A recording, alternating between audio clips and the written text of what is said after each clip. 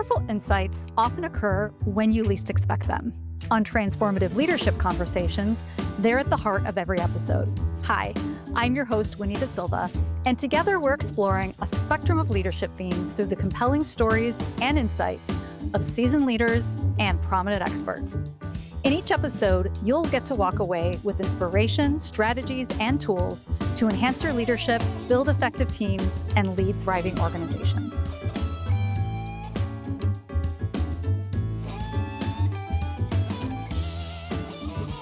So this episode today is a full circle moment.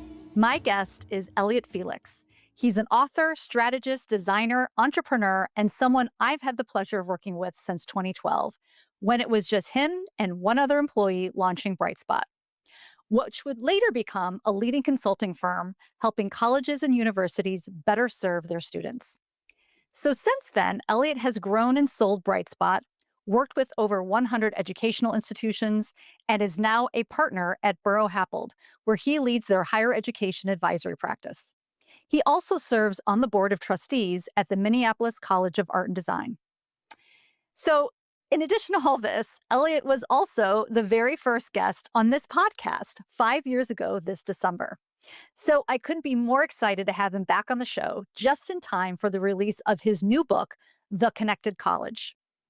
So while Elliot's book is written for higher ed leaders, the themes, designing systems, products, and services for the people you serve, challenging outdated traditions, and leading through complexity and change, is really relevant for anyone in a leadership role today.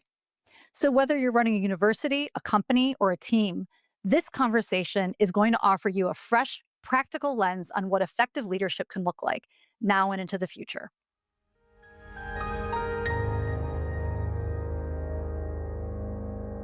Elliot Felix, thank you so much for being on the show today. I really appreciate you being here. Thanks for having me. And I already said this in the intro, but we've been working together for a long time, So number long. one, so long. And number two, you were the first person who was on my podcast 5 years ago this year. Did you know that? I do. And you were the person who helped me hire my first employees. So 15 years ago. So yeah, we go way back and I'm excited for today's conversation. I know, me too. I'm really happy to have you back here. You've actually written 2 books since we've last spoke on the podcast. I've been a little busy. Yeah. You have been very busy as usual. Elliot, you're the kind of person and leader who gets a lot done, and quality stuff done, and big impact. So anyway, again, that's why I'm excited to always talk to you and work with you and all that. So by now, your new book will have come out, The Connected College. And I'm really excited because, and in fact, the last time we spoke, it was interesting because the insight that you had as you're writing this book, and tell me if I got this right, is that you realize that all of the work that you've been doing is so transferable to just leadership. Like you're writing all these books and all of your depth of experience is coming from higher ed. And yet it all kind of boils down to leadership. Did I get that right? Yeah, absolutely. And I credit my publisher, Wise Inc. for this because I was talking to the editor and they're saying, well, who's your audience? And I'm saying, well, it's a book for leaders in higher ed on how folks can work better together to help students succeed. And they said, oh, so it's a leadership book. And until that moment, that hadn't occurred to me, which is kind of crazy. I guess I am writing a leadership book because it's a book for leaders, and I want to help them, make better business plans, make better strategic plans, make better decisions, engage their people, help their institutions, help their organizations succeed. Yeah, it turns out I am writing a leadership book. So sometimes you back into the answer, or you have people that are smarter than you point things out that were right in front of you. So yeah, the subtitle of the book is Leadership Strategies for Student Success, and it is really all about how to break down silos, how to create better strategy, how to build culture, things that folks need in higher ed if they're a president or a provost or a dean or a department head, but also people need, and whether they're in a nonprofit or in a company, if they're a VP, if they're an EVP, if they're in the C-suite. I think I think it is transferable. I think we're all, um, there's some common challenges around strategy and structure and culture that many leaders face. Yeah, I mean, those things are just universal, and I think I just found that story so interesting because I think it just shows, I think how embedded you are in terms of, everything that you do is really is about leadership. It's just like so foundational, to what you do. So anyway, I think that's awesome. So yeah, so I guess what I'm curious about is, top line level, what have you noticed about kind of thinking or I guess as you reflect and you take that step back and you think about all the things that you've learned and this new book that's coming out, what are some of those key transferable lessons that any leader can take from your book? So, making sure that you're doing cross boundary relationships across silos, empathy and leadership, kind of putting aside traditions and we've always done things this way kind of culture to really kind of focusing on, what's new and different. I mean, the other thing that kind of struck me too was just higher education, especially right now, is just navigating so much change, and kind of opposition, actually. So anyway, I just feel like there's so much happening in higher ed that it's really like, again, such a shining example of what's happening everywhere else around the world. So yeah, so I guess what are some of the things that top line that you think are transferable? Yeah, and I think it's always interesting to look at the extremes. Sometimes they had help you shed light on the middle. It's like if you want to understand technology trends, you look at like sixth grade girls in South Korea, right? You look at people that are on the edge that'll soon represent the middle. And I think some of the issues that plague all sorts of organizations maybe are felt more extremely or more intensely in higher ed when it comes to strategy and structure and culture. And I think those are certainly three things I've noticed. I think one of the things I talk about in the book is really how to create better strategy. Every university, just like every company, has a business plan. Every university has a strategic plan, but often very few have a strategy. They're not really they're trying to find a big enough tent that all the stuff they do fits under it, but that's actually not the point. The point is to make choices about, you know, as Roger Martin would say, where to play and how to win, and really figure out what you're good at. And I think when you don't have good strategy that focuses you, that differentiates you, then you get into this endless cycle of do more with less, do more with less. And my goal is actually for people to do less with more, right? To be more focused and then be able to devote those resources to the things they're really good at, to the things they can crush, to the things where they can make a difference. And it may be, it may be a certain product, it might be a certain academic program. So I see strategy as a big one. I see structure as another one. I think in a lot of organizations, they adapt by adding.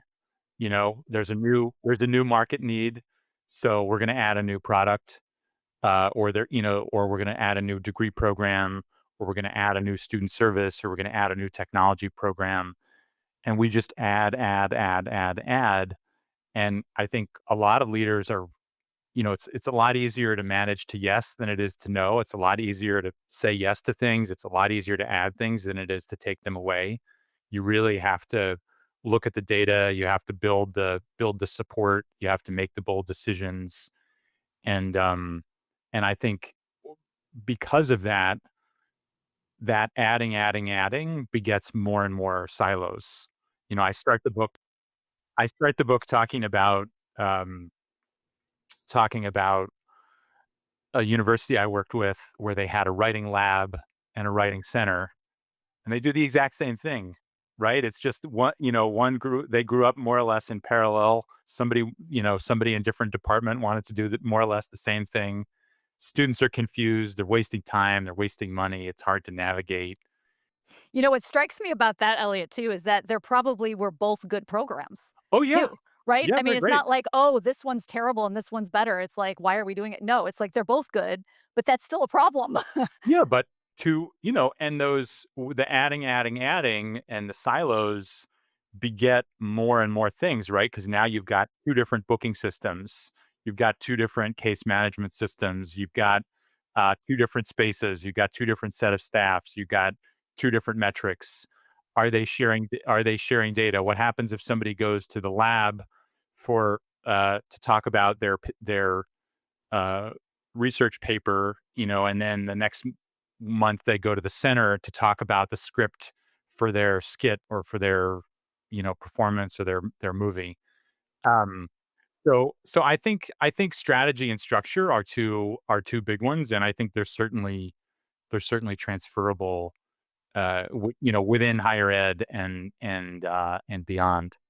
So you just said a lot that I want to unpack. I mean, first of all, this whole idea of more is better. It actually reminds me of Sushil, my husband, who's a computer scientist, and he's always like pushing back against people who are trying to add more features.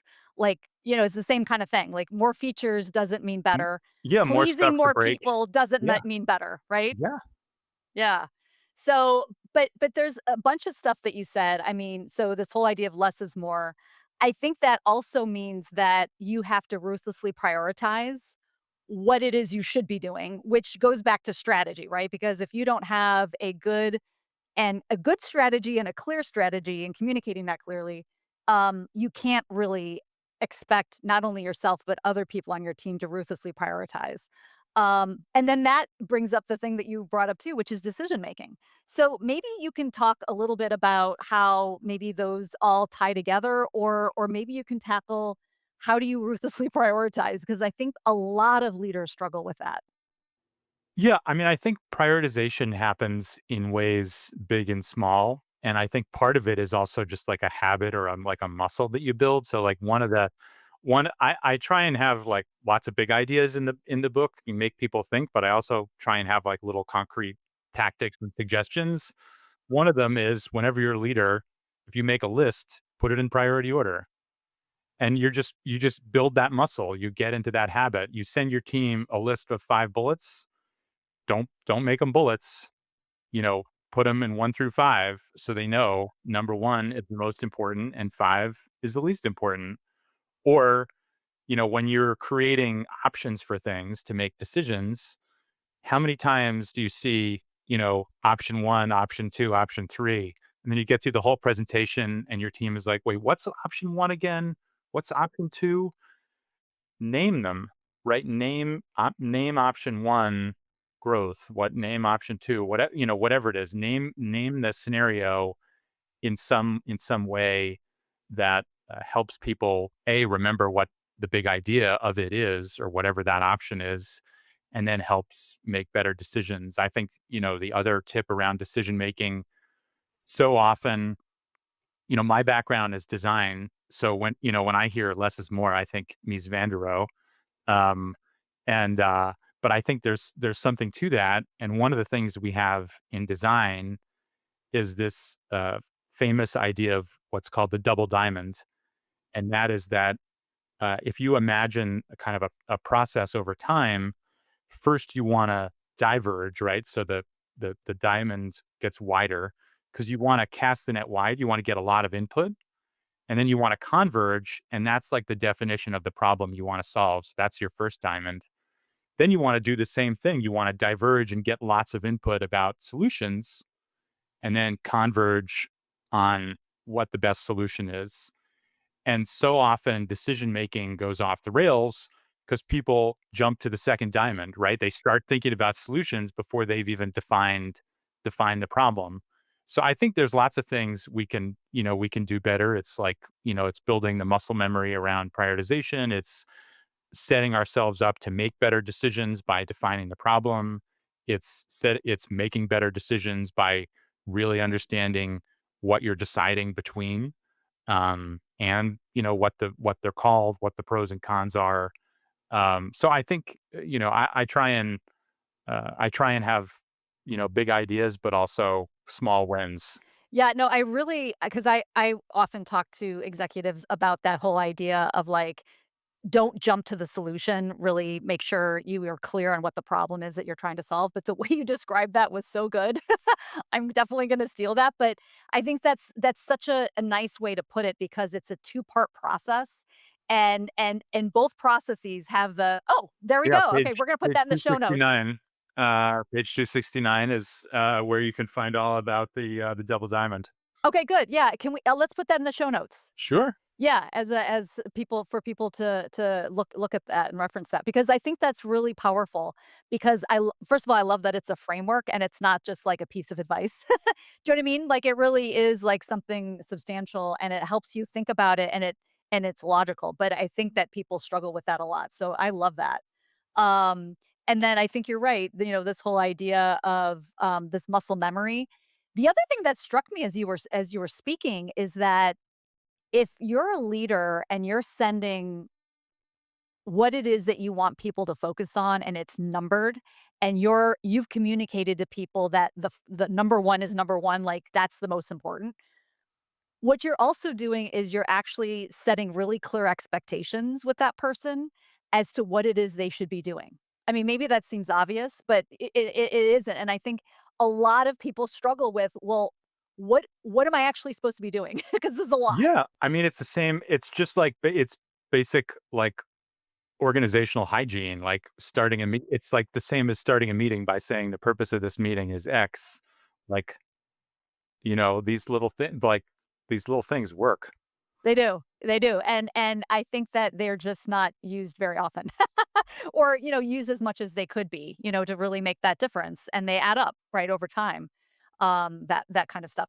So, the other thing that I thought was really interesting about your book was, this whole idea of from a design perspective, but also from a mindset and tool perspective, helping your clients, which is really higher education leadership, leaders across all kinds of different higher education institutions, help them focus on the student experience rather than maybe a lot of other stuff, right? Which maybe, I don't know, I'm wondering how hard that is for universities and colleges to make that shift, but also so that's maybe one part of the question, but the other part of the question, I really wanna get into your thoughts on how do you help people make that shift? Which again, I think is universal for anyone listening right now, around, student experience centered work and design versus, or client, right, or customer.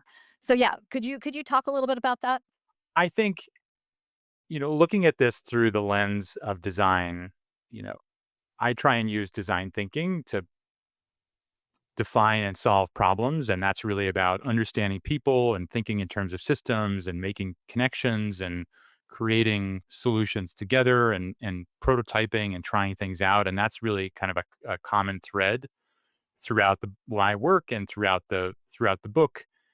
And I think that is a great way to get people focused on the student and on how you improve their experience and how you help them succeed because you start off by understanding people, right? You start off by understanding the students and their needs and how they're changing. And it could be from surveys, it could be from observations, it could be looking at your transaction data, who's asking for what kind of help, who's going to the counseling center, who's going to the writing center, um, who's got which sorts of questions.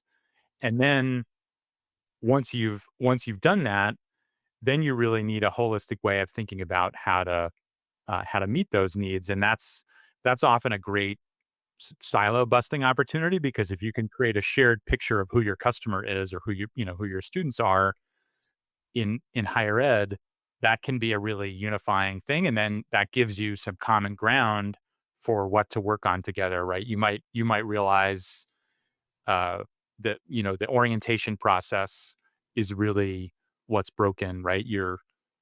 People are trying to drink through a fire hose. You're using the old model of just in case learning instead of just in time learning.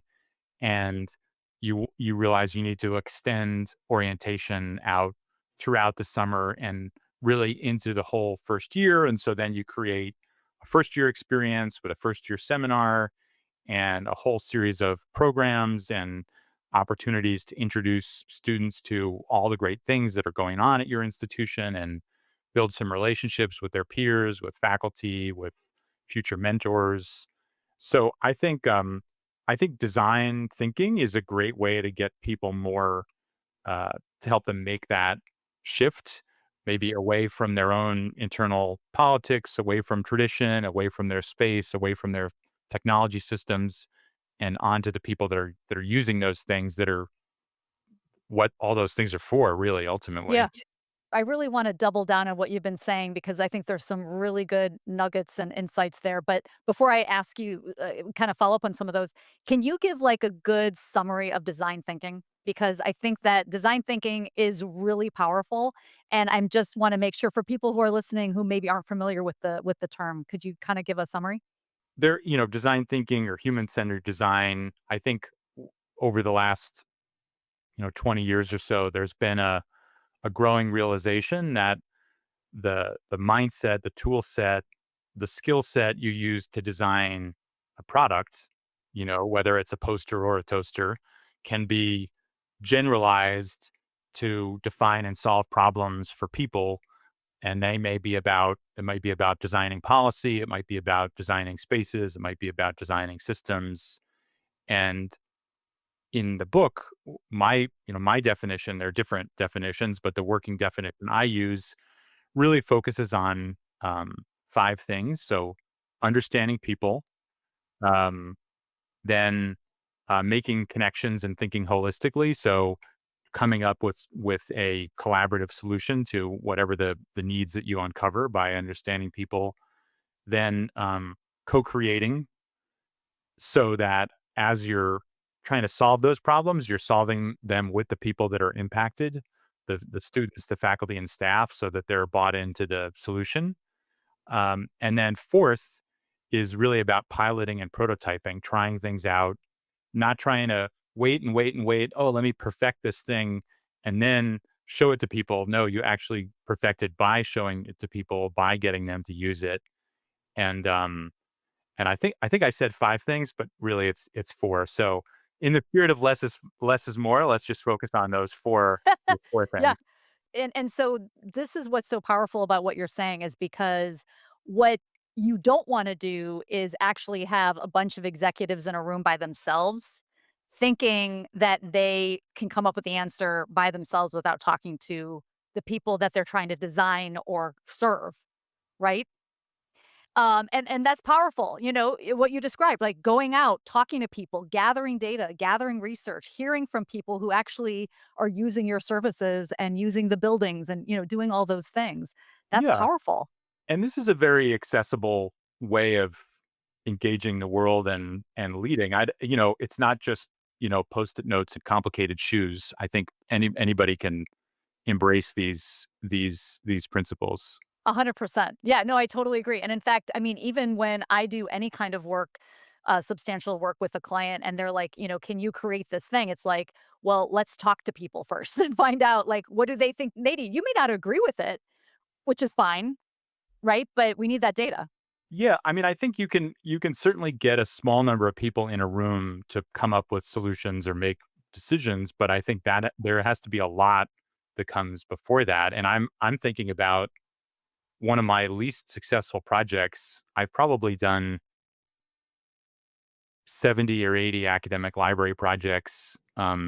Many of them have been seen as quite groundbreaking and forward thinking. Many of them have won like the Library of the Year award that um, there's this joint award that's given both by architects and librarians, so it looks good and it works. And Both I've important. planned libraries 5 or 6 that have won that award. So Wow, that's pretty awesome. pretty Congratulations. pretty good at doing this. But we did a library project where actually got asked not to continue into the next phase of the project, and the dean of libraries said, I frankly I expected more innovative ideas to come from this. And I guess this sounds like an excuse, but I said, you didn't let us talk to anyone. And like, where do you think the ideas come from? The people who use the library. It's not just getting the same 6 VPs in a room every month. Like, it comes from talking to your students. It comes from talking to your faculty.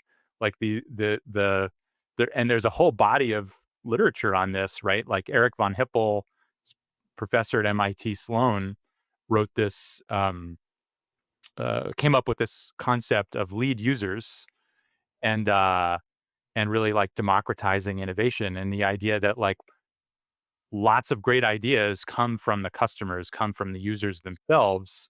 Like if you think my favorite example of this, like the Camelback soft water bottle, that came from a guy who was an EMT who was a distant cyclist, and he put an IV bag on the back of his shirt, and that's actually where it came from.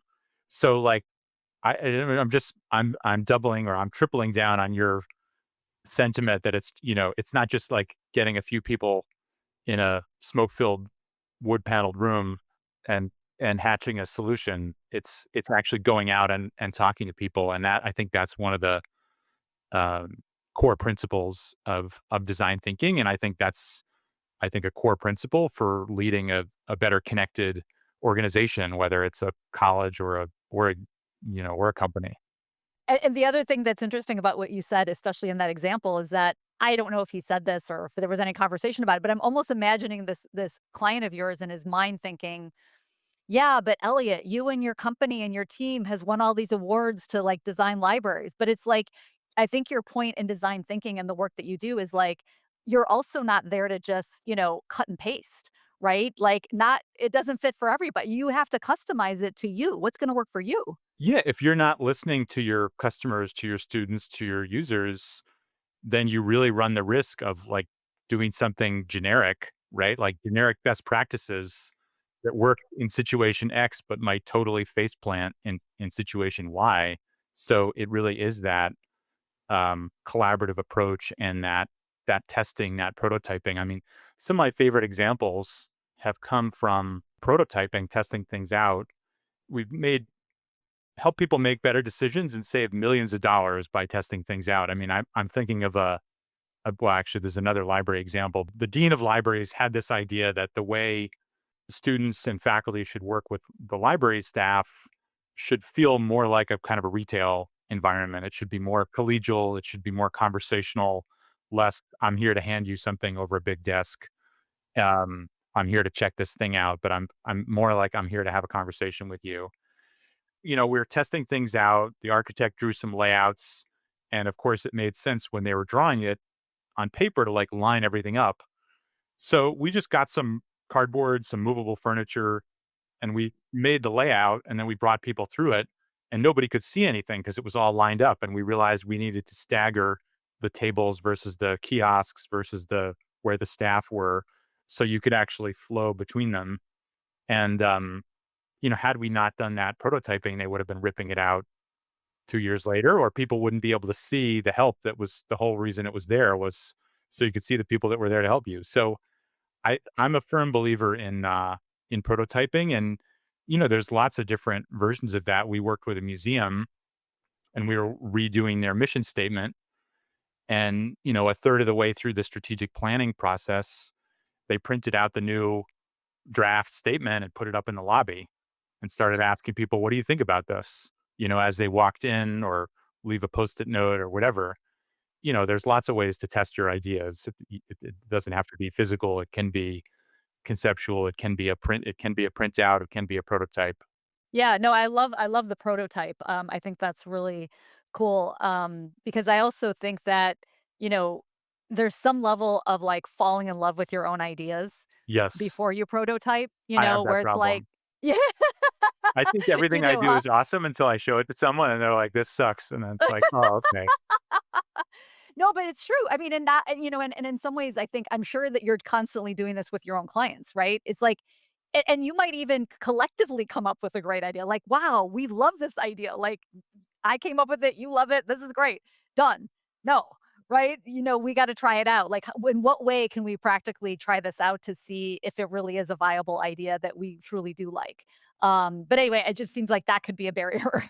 And the other thing we were talking about, um, how tough it is to lead in uncertain times, and I think one of the things that's really tricky is when you're trying to do something new, maybe no one's done it before, right? And so you're trying to make the case for this thing that doesn't yet exist, and people want past data on something that that doesn't yet exist. And I think prototyping is a fabulous way of like creating the data you need to make the case. And I can think about, we did like an innovation lab at a university, and I think the smartest thing we did was, um, or well, really they get the credit. We just made the suggestion, they ran with it, but um, was to start offering the programs and start hiring the people even before they had the lab built. Oh, wow. Yeah.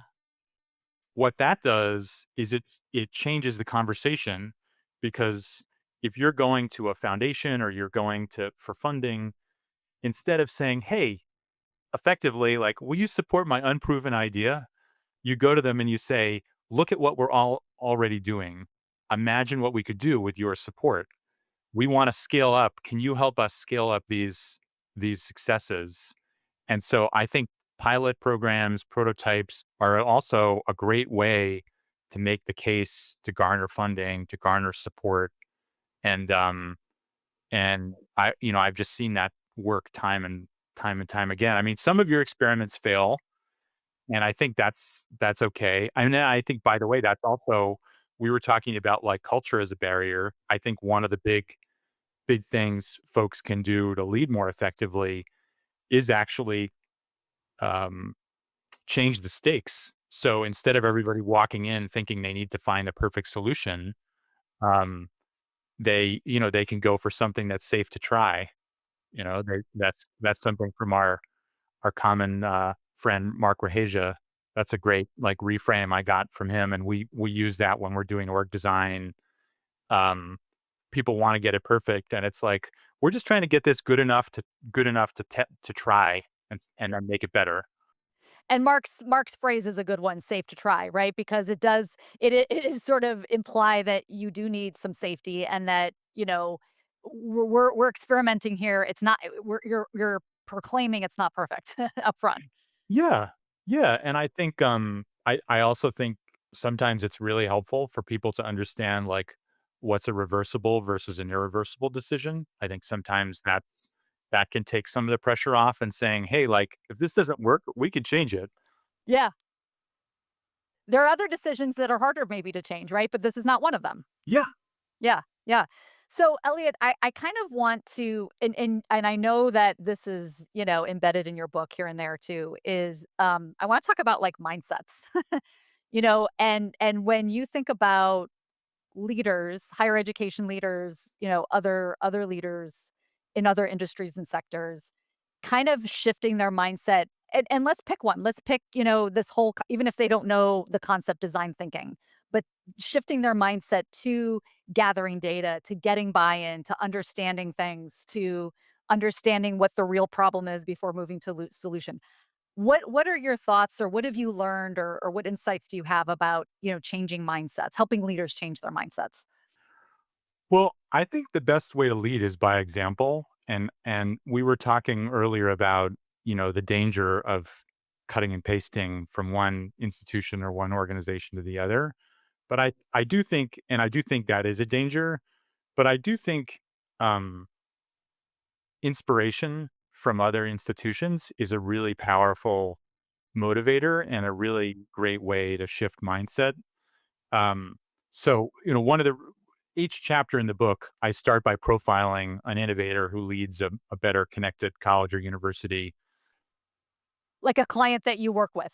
Correct, correct. And I think seeing that other people have done it, they've fought this battle and won, they've got, ran uphill, um, they can walk and chew gum, whatever cliche you want to use. I think is really powerful, because I think when you see that somebody else has found success, um, it gives you some hope that you can too, and you can learn from them. So I think that's one thing, is people like finding inspiration, in your organization, in a similar organization, with a peer institution. Um, I think that can be very uh, very powerful. And then I also think the other way to change mindset is to gather a group of those folks together, because I think it is really it is really useful to be kind of tackling a problem in community, like with people that can challenge and support you. I mean, I remember um, we helped a we helped a group of universities on their COVID reopening plans. Oh, yeah, that's a good example, right? It was in like an unprecedented challenge, and we brought them together, handful of folks, and worked through a kind of a reopening worksheet methodology. And they had different takes on it. They're different institutions, one of them's in a state where the governor's pushing hard, and another is, in another state where they're very much not. So, um, but I think they found a lot of strength in numbers and in hearing from other, oh, we're doing this, we thought about doing that, we didn't do it because of these cons, or oh, we're going to do it because of these pros. And so I think finding finding inspiration is one thing, but then like finding a group you can work with, I think is really useful. And most people there are industry trade groups, there are consortiums, there are membership organizations. If there isn't, you can create your own cohort. I'm actually, in July and August, I'm facilitating a whole bunch of working sessions with universities that are just doing contingency planning. We did a webinar and there was like so much interest that it was like, "Hey, you wanna get together and meet every couple weeks and just talk about how you're planning in a time of change?" And and if you're not part of a consortium or a membership group, I think you can form one. Um, Or they can contact you, Elliot, if they wanna form one too, right? sure, sure. Why not, right? I love that, and you know what, Elliot? It's so funny because actually I mean, it's not exactly the same thing, but it's close. This reminds me of actually when, you and I did some group coaching, at Bright Spot at the time, and it was interesting to me because you had read, an HBR article about doctors. I don't know if you remember this. Yeah, UVA's code, Club Red, Yes, thing. yes, Yeah. and so I always think about it because the article talked about doctors treating, or talking to, having kind of a group consult with people who had the same, disease or the same, issues, and so it was like a kind of a group consulting or coaching session, but it was, medical, and if someone and the study was showing that if the doctor gave advice to one, patient, other patients heard that, number 1, but then number 2, the stories that patients shared in terms of what they tried and what they did resonated with the other patients in ways that were different than if the doctor just said, "You should do this." And anyway, it just reminds me of what you're talking about. Yeah, you build more empathy, and you get more time. I mean, the other thing from that study is, instead of having the 7-minute visit where 5 of those minutes are the doctor repeating the same information, right? You could go to a 1-hour thing. They could say those 5 minutes to all 5 of you or all 7 of you if you wanna make the time closer. Uh, and then you have 45, 50 minutes to dig into other to follow-up questions and so forth. So, yeah, there's a real economy of scale that comes out of it, and also like a network effect, where and I think that's, one of the other big ideas in the book is not just internal collaboration, but external partnerships. And I think sometimes people have this like default aversion, and they think like markets and missions don't mix. But I actually think colleges and universities need to be partnering more and more with companies and community groups externally, so that on everything from internships and recruiting and real world class projects. But I think those are opportunities for that kind of for that kind of like quite fruitful collaboration and inspiration. Yeah, I mean, it almost makes me think, what we're talking about right now is sort of dispelling the leadership as lone ranger myth, that you should be, or you can only, do things kind of on your own or with your little team, but you will have so much richer knowledge and depth of, understanding the problem and getting to better solutions with that kind of community and outreach. Well, yeah, and a hell of a lot less lonely and stressful too, I think. Yeah, exactly. Absolutely. Yeah, no, it's true. Yeah, no, that's really important too. So we're running out of time, which I wish we had more time, but I want to ask you this question. What's something you used to believe about leadership, speaking of myths, that's maybe changed for you, over the last, 20 years, 25 years, whatever it's been, that you have really not only, been a leader, but then also worked with leaders. I'm just curious if you It's I'm really glad you asked that question, and hopefully my answer doesn't sound like a direct contradiction to everything I've been saying about co-creating with people and collaborating. But I think one thing I learned, especially during the pandemic, with just a very heightened sense of uncertainty and anxiety, is people really want to be led. And I think early in my career, I think I overdid the consultation, and I may have even overdone the transparency. I wanted to involve everyone in everything and share everything with everyone. That's really overwhelming. Sharing the right level of information and having the right level of consultation so that people feel heard but not overburdened or anxious. It's a really tricky balance to strike, but it's so important because you really can overdo it. And Bright Spot was pretty darn transparent. We had a transparent salary ladder. Um, we had a very transparent decision making processes. And there were times when I got feedback after various sessions, with the whole company where people would be like, you could probably figure some of this out. yourself let us know. And so there's definitely a time for consultation, for co-creation. I think people need to feel heard. I think it's not about, a small number of people making backroom deals.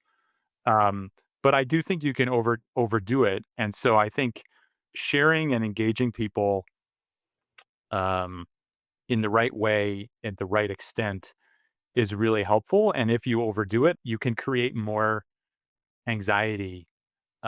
It's kind of like I mean, employees are not kids, but being a parent, there's certain things that like kids aren't ready to handle.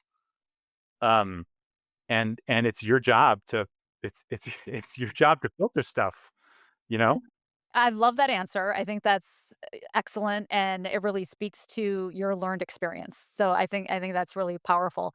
But I do want to, and I know you would agree with this, but it's a different. I think it's you're differentiating between sharing with your employees or your team versus like getting advice or getting consultation or guidance extra, like on your own with other leaders, right? And those are two different things. That's part of why I worked with you as a coach, right? There are certain things that I could tell you that I was worried about that like I c Wasn't you know, appropriate for you to share with the team or the company. Yeah, you can be authentic, you can share your concerns, you can uh you don't have to be guarded, but there is certain things that like you need a safe space to work out with without freaking people out.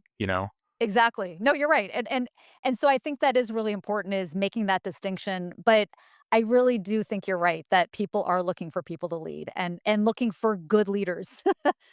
Whatever that means. I mean, it means a lot of different things to a lot of different people, but I bet there's probably, I know that there are universal things that people are looking for when they think of a good People leader. breathe a sigh of relief in your meetings when someone steps up and says, "This is what we're going to do."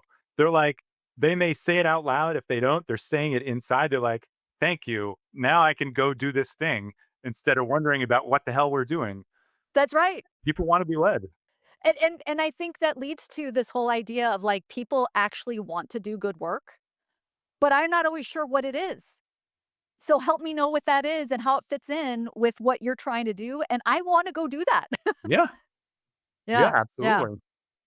Um, Elliot, is there anything that we didn't talk about that we should mention or that you want to mention? And I want to talk about, and if you could just say anything about how people can get in touch with you too, but anything else that we should have said today? We talked about page, uh, what was it, 276 or something that has the double diamond, but there are also, a couple of other, I think there's tools throughout the book that might be of interest to people. There's a whole explanation of scenario planning on page 225.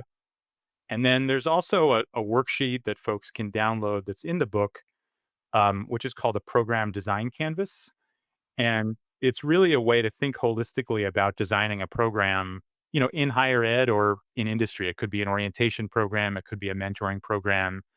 And it looks at these interrelated aspects, for to create the program. What's the purpose? Who are the people? What are the platforms you're using? What are the processes? What are the policies? What's the patronage? Who's going to support it? What are your performance metrics? And so that might be a useful tool for folks to design their programs more holistically. And so, yeah, it's got big ideas. It's got tactics for small wins. It's got tools, and I think it's for leaders. Certainly in higher ed, but definitely generalizable for other situations. People, you know, fighting, breaking down silos and creating better strategies. So, and folks can get in touch at elliottfelix.com. That's where you can find the book. You can find the newsletter where I share insights from the book about leadership, and tools you can download, talks I've given, all that good stuff. For Yeah. those of you who are listening who don't know Elliot, Elliot is like the master of tools. Oh, You really thanks. are. Yeah, no, you really are. And it's nice because it's now, not all of them, I'm sure, but like a good portion are in the book. So that's a great resource. So, thank you, Elliot, for being Thank here. This you. was such a fun conversation, and I'm so excited for people to get your insights. So thank you. I really enjoyed it, and I hope it helps all the leaders transform out there That's right. to Very lead good. better connected organizations, whether they're colleges or companies. That's right. Yep. Awesome.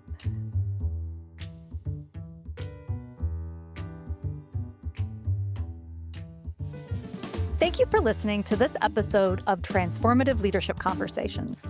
Please join me as we explore a new leadership theme next month.